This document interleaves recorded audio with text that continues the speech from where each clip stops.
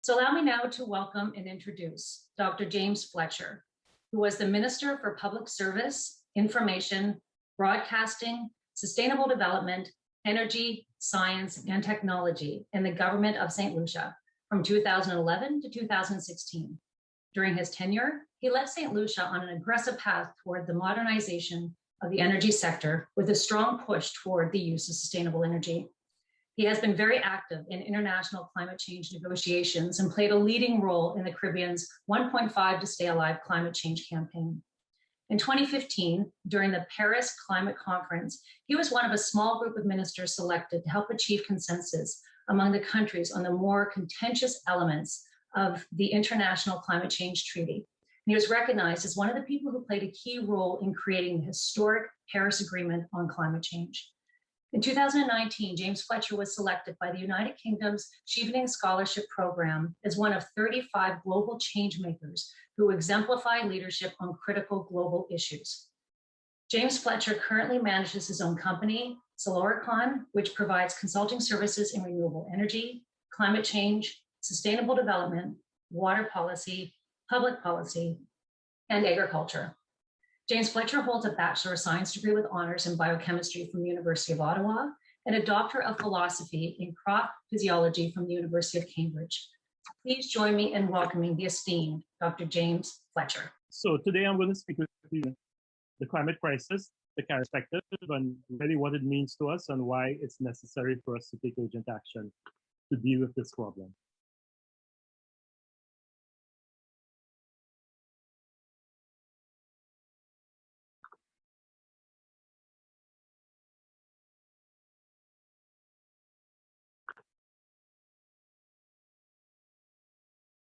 And I will get my screen going.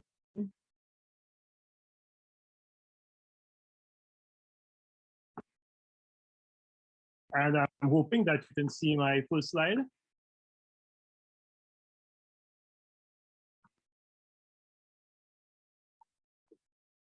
Thank you very much. So the climate crisis, a Caribbean perspective. First, greenhouse gas emissions. We've been hearing about greenhouse gas emissions, and we've been hearing that greenhouse gas emissions are high. And what does that mean for us? Well, first of all, I think we need to understand what are greenhouse gases and what such an important role to play in our environment. I don't know how many of you have ever stood in a greenhouse in the middle of the day, but one of the things, if you have, one of the things you'll realize is that the greenhouse, if you're in a greenhouse, let's say at 11 o'clock or 12 o'clock Caribbean time, midday, you'll find that that greenhouse is a lot warmer than outside. And that's because the greenhouse has a film, a plastic film that traps the heat and prevents it from escaping out into the atmosphere. Greenhouse gases operate the same way. What we have are a set of gases, carbon dioxide, which most of you are familiar with. Carbon dioxide is what we produce in excess when we breathe out from respiration, but it's also a byproduct of a lot of industrial processes that use energy. So if you're burning fossil fuel, diesel, oil, any oil derivative, carbon dioxide is one of the byproducts. Carbon dioxide is one of those greenhouse gases, as is methane. Methane is a gas that's produced from landfills, but also from animals, livestock. So if you have cows, you have goats, you have sheep, they produce methane as one of their metabolic byproducts. The third greenhouse gas of importance is nitrous oxide, which also gets from activity from fertilizer use. So what happens is these greenhouse gases form a film over the planet, and they prevent a lot of the heat that is generated on our planet from radiating out into the atmosphere. And as we've been producing more and more of those greenhouse gases from industrial activity, our planet has been getting warmer and warmer. And this graph basically shows you what has been happening to carbon emissions, fossil fuels, over the last 100 years. And you'll see that from 1970, you don't really have to be an expert in mathematics or understand how graphs work to see that that graph has been trending very sharply upward. And when we speak of greenhouse gas emissions, we really talk about emissions that are coming from electricity and heat production. 25% of the greenhouse gases come from the generation of electricity that would keep your home lit and my home lit. Agriculture, forestry, and other land use produces. And then we have various percentages, transportation. You know, we all burn diesel or gas to power our vehicles. Well, we have greenhouse gases coming from that, industry, and buildings. And the major culprits when it comes to the production of greenhouse gases are China, States of America, most of the European countries, and many of the Arab countries. Where the Caribbean is concerned, we are minuscule contributors to global greenhouse gases. So this shows you the percentage of greenhouse gases that is contributed to by the Caribbean. And you see that with the exception of Trinidad and Tobago, which produces 1/10 of 1% of global greenhouse gas, none of our other Caribbean islands produce more than 0.02%. Jamaica is actually the highest with 0.02%. Everybody else is 0.008, 0.004. So we've really not made any contribution whatsoever to this phenomenon of greenhouse gases and the impact that it is having on our planet. And the impact is that the temperatures are increasing because, as I said, if you stand in a greenhouse, the greenhouse is warmer than outside. Well, think of if you continuously increase the layer, the thickness of the layer that is covering that greenhouse will get warmer and warmer. And that's what we've been doing. We've been continuously increasing that thickness of greenhouse gases around our planet, and the temperature has been increasing, almost mirroring what we see with the increase in global greenhouse gases. Last year, because of COVID, we had an unprecedented shutdown of economy across the world. And that resulted in a record 7% reduction in global carbon emissions. So because of what happened last year, very little flying, factories were shut down, we had a 7% reduction in global greenhouse gases. Did that have an impact on global warming? Absolutely zero. Last year was tied for the warmest year on record.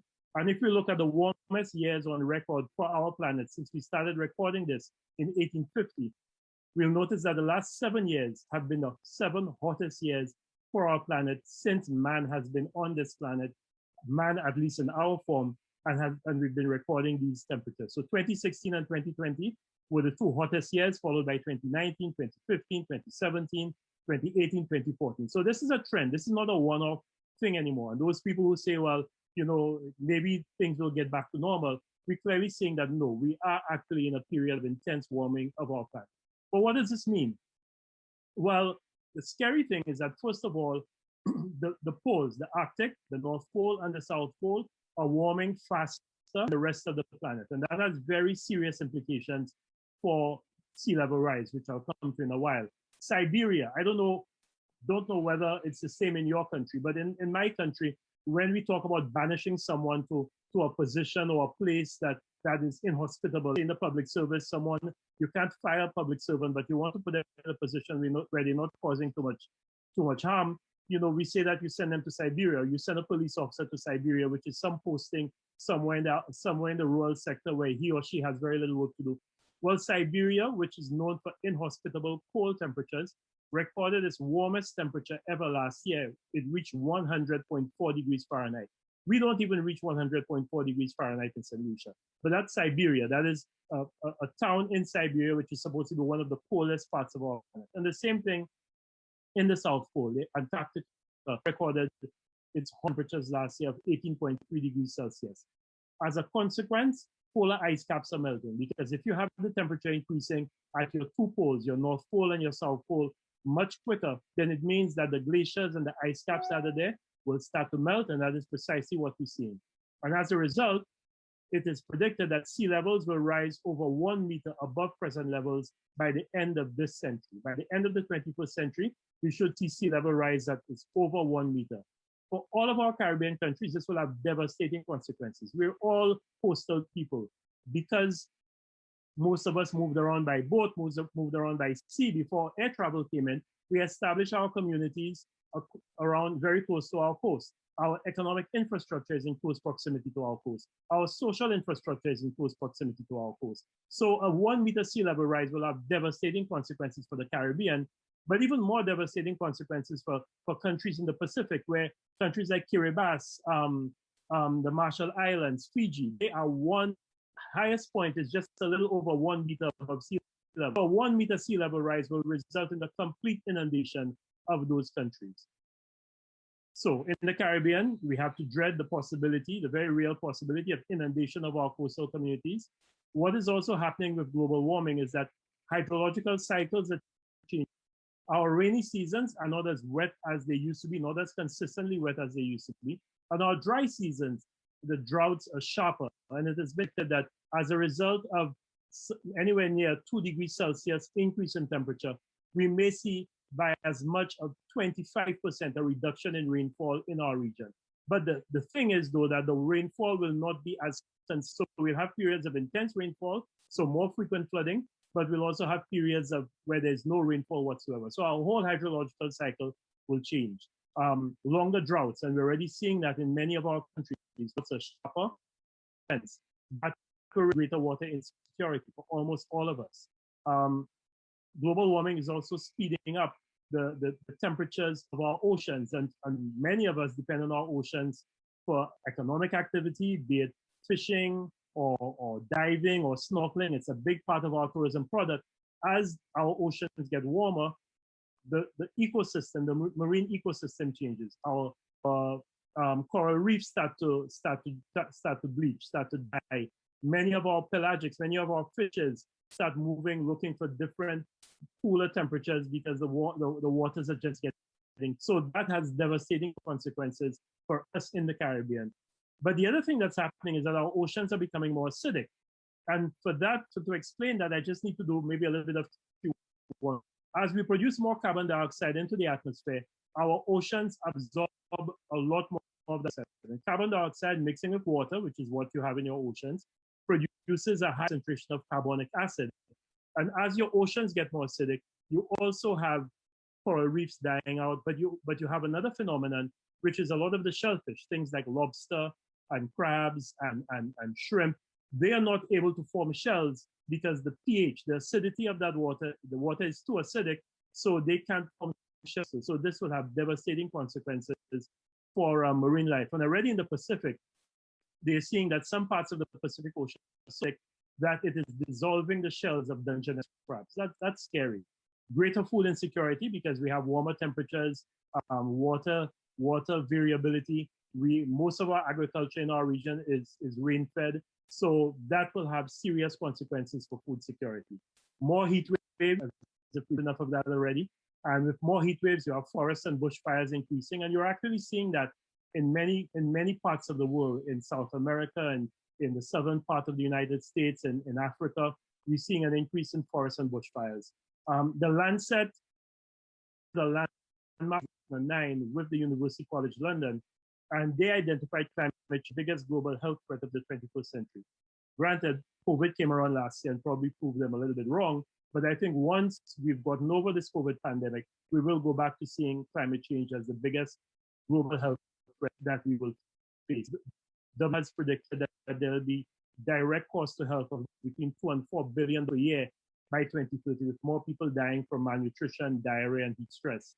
And it has been predicted that India could see as many as 1 million heat deaths per year by the end of this century as a result of climate change. An increase in water sanitation and hygiene-related diseases, so things like chikungunya and Zika, malaria.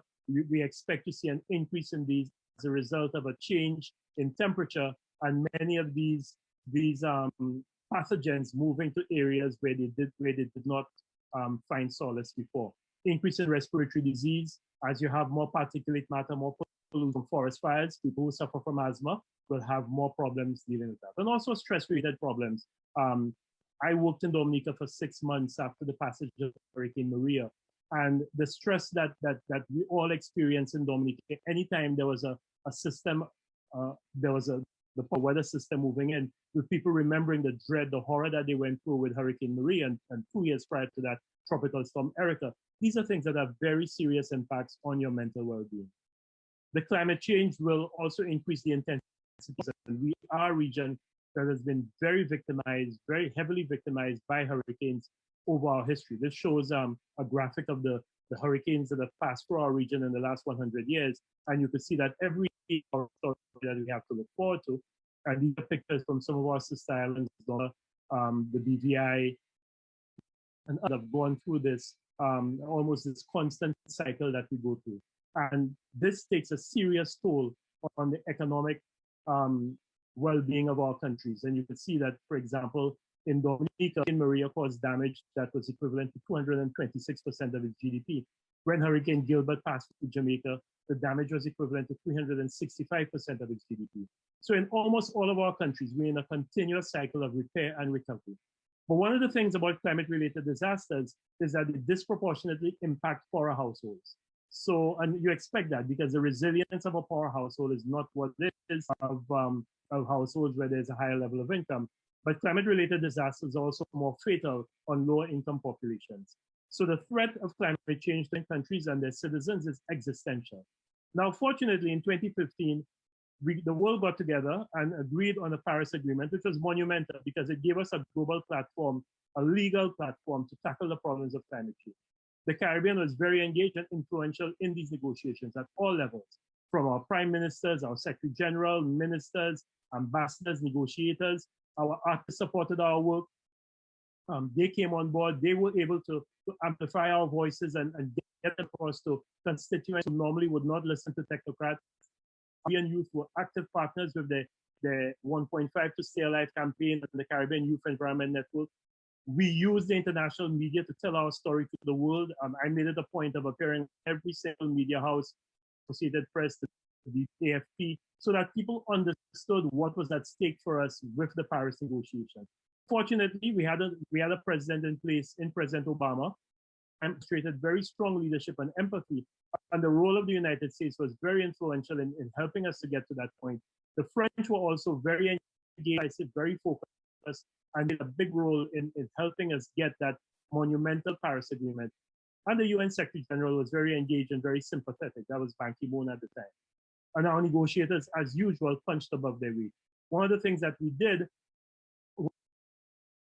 I was speaking about the Paris Agreement and how it was a monumental agreement, that it gave us a global platform to tackle the problems of climate change, that the Caribbean was very engaged and influential in the negotiations at all levels. Our artists supported our work. Our young people were very active partners with the 1.5 to Stay Alive campaign. We used every opportunity to tell our story to the international media. President Obama and the USA showed empathy and leadership, which is very important. The French who hosted and the French who was the president, presidency of the COP, of the Conference of the Party, was very decisive and focused. And Secretary General Ban Ki-moon was also very sympathetic and engaged. Our negotiators punched above their weight as usual, and we really owe them a debt of gratitude. St. Lucia, together with the Marshall Islands, spearheaded something that was called the Coalition of High Ambition Nations, and that High Ambition Coalition grew in size and influence with every single meeting. We started off as just a modest group of us, and then we were able to bring on the European Union countries, Canada, New Zealand, the United States of America, and latterly Australia. And all of these countries were committed to a very ambitious outcome for Paris. St. Lucia and Norway worked very closely together. This was a headline of a newspaper that basically said, Norway and St. Lucia have one mission: get the world to agree on the coolest possible planet. Because I worked together with Tina Sundtoft, the Minister of the Environment of Norway, and our goal was to get 1.5 degrees Celsius as the long-term temperature goal. Against very serious opposition. I had a head of delegation from Saudi Arabia come to me and tell me that you will get 1.5 degrees Celsius over my dead body. I'm happy to say that we got 1.5 degrees Celsius and he's still alive. What we achieved in Paris was really historic.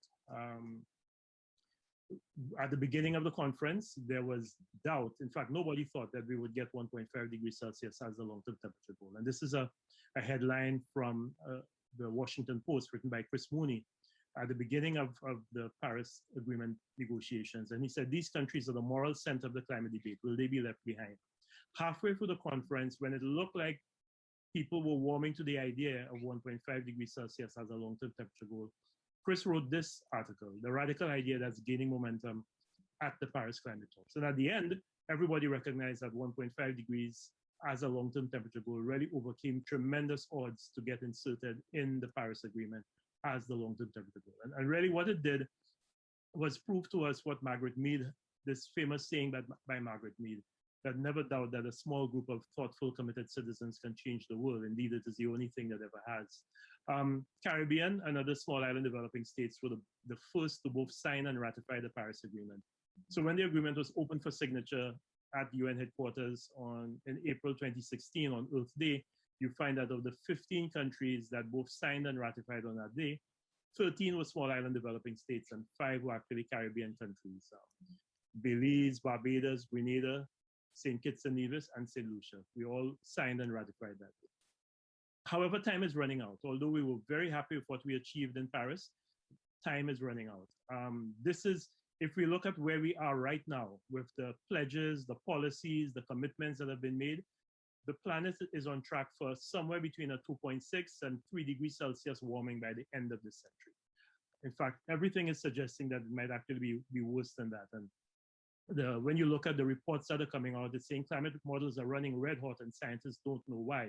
And that's simply because the planet is a living system and you have feedback loops. So it's not a linear thing that if this happens, then you expect this to happen. When one thing happens, it feeds back into something else. So desktop models can't really predict what's going to happen. And we're very close to approaching a tipping point. Greenland's ice is now melting at the rate that scientists thought would be our worst case scenario in 2070. So we're actually 50 years ahead of schedule for our worst case scenario. That's scary. And new studies are showing that the sea levels are rising even faster than expected. So if you remember that earlier slide I showed that it spoke of a 1 meter sea level rise, it's actually probably going to be worse than a 1 meter sea level rise. And just 2 weeks ago, the World Meteorological Organization put out a report that said that we will probably hit that 1.5 degree temperature threshold in the next 5 years. And that's ominous. And if you look at what that means, anywhere above a 2.5 degrees Celsius planet, it is quite scary. Professor Michael Taylor of the University of the West Indies has looked at some of these, what this means, and he's talking about anywhere between a 15 and 25% reduction in rainfall in the Caribbean. Over 200 days a year being excessively warm. Temperatures, warmer temperatures are between 1.5 and 3 degrees Celsius across the Caribbean. And moderate to severe drought approximately 34% of the time. That is not something to look forward to. And some work that was done in 2008 has shown that the cost of global inaction on climate change to the Caribbean can be quite dramatic. And this was 2008. I think if we were to redo this study, you'll find that these figures for every single Caribbean island are much worse. And that if the world does not do what it's supposed to, then we will have even more serious consequences. So what really can we do? Well, first of all, we have to move from this current linear economy that we practice where all of our industries are extractive, we take, we make and dispose, to a more circular economy where we make, we use and recycle as much as possible. We really have to adopt sustainable development as our mantra, and that's development that meets the needs of the present without compromising the ability of future generations to meet their own needs. We can't say that we're doing that right now. You know, I despair for the world that we're living for our children and grandchildren, because it's going to be significantly worse than the one that we inherited from our parents. And that's not a good legacy for us to leave behind. We must strike the right balance among people, planet, and profits.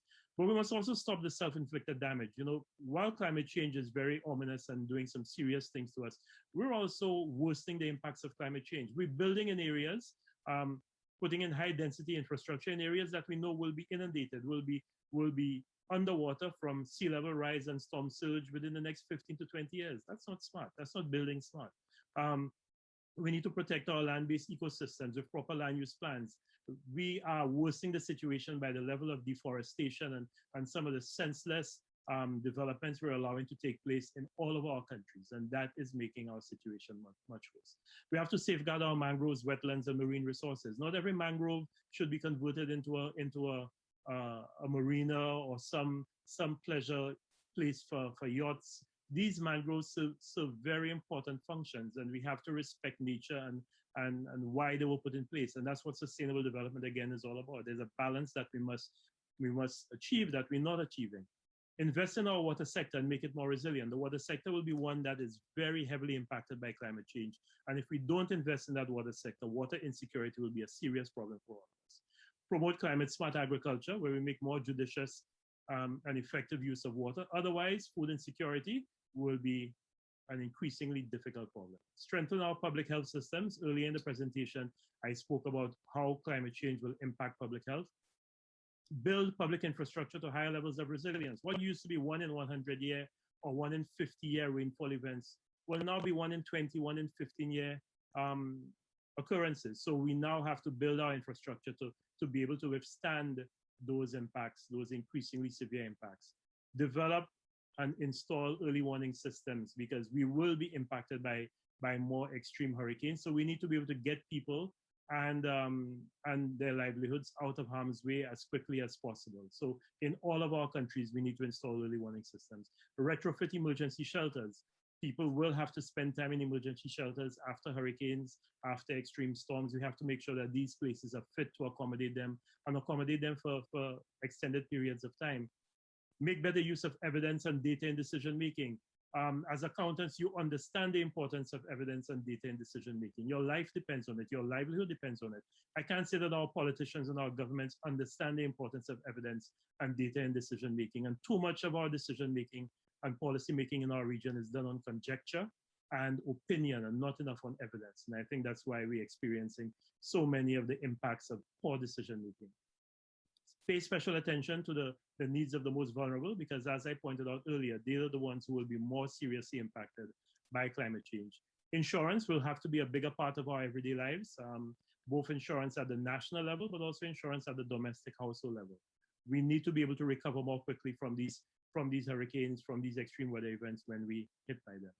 Make greater use of local and traditional knowledge. You know, there are reasons why our forefathers did not build in particular areas or did things a particular way, because they understood that there's a harmony between man and the environment that must be respected. We believe that we can retrain a river to pass in a new path, but not understanding that when you have a deluge, that water takes what for it has always been the path of least resistance, which is where it was used to passing in the first place. So it doesn't matter how many sea defenses or river defenses you put in, that river will go back to what it used to, where it used to pass, and whatever infrastructure, whatever livelihoods you have in harm's way will get impacted.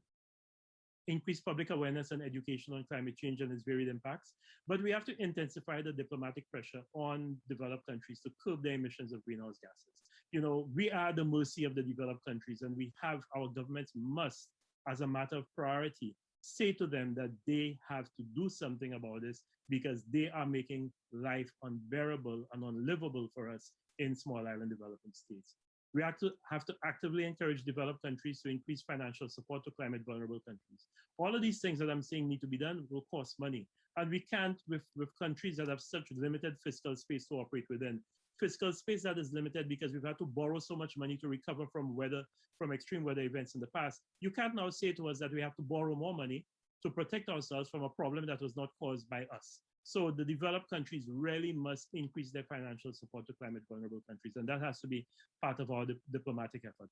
You know, we're talking about anything in the range of $140 to $300 billion of annual adaptation costs in small island developing states and developing countries. And that's quite a tall order, but that's what the world has to commit to. And there's a commitment right now for mobilizing $100 billion a year for adaptation both adaptation and mitigation in developing countries. We're not anywhere near that. We're probably mobilizing right now somewhere in the vicinity of $10 billion a year. So there's significant work that has to be done. And when we talk about adaptation, as I said, we talk about early warning systems, making new infrastructure resilient, improved agriculture production, protecting our mangroves, and making water resources more resilient. It's been shown that for every $1 invested in early warning systems, there's a $9 benefit to the country that does it. So, you know, you talk about a stitch in time saves 9, that's practical proof of it. I believe that tackling climate change represents the biggest opportunity for Caribbean small island developing states to develop lasting resilience and pursue a sustainable development pathway. Because if we have to do the things that need to be done, we will be putting ourselves on a different development trajectory, a more sustainable development trajectory. And that's what tackling climate change will do for us. It's an opportunity the same way it's a threat. And we have to make sustainable development and climate change issues that matter politically. When parties are campaigning, when governments are coming into office, we have to hold their feet to the fire and find out from them what will they do to safeguard lives and livelihoods from the impacts of climate change, and to agitate in the international community for support for small island developing states like ours from the impacts of climate change. So what I'd like to call on you to do is to get involved. find out more. You know, this climate change is not an issue for tree huggers and environmentalists. It's an issue that will impact every single life in our region, every single life not born, because our children and grandchildren will have even greater impacts to deal with. So we need people to care about climate change. Really, the climate is changing. So the question I'm asking is, are you changing?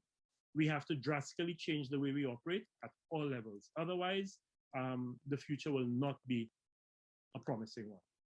And these two paintings by Jonathan Gladding, a St. Lucian artist that we've used as basically our posters for climate change, really say where we are. If we don't get to 1.5, then many of us will be literally and figuratively chin deep in water very soon.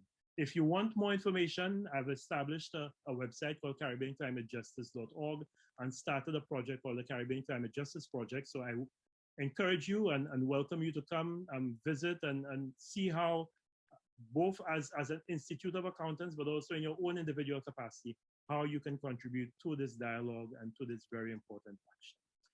Thank you very much.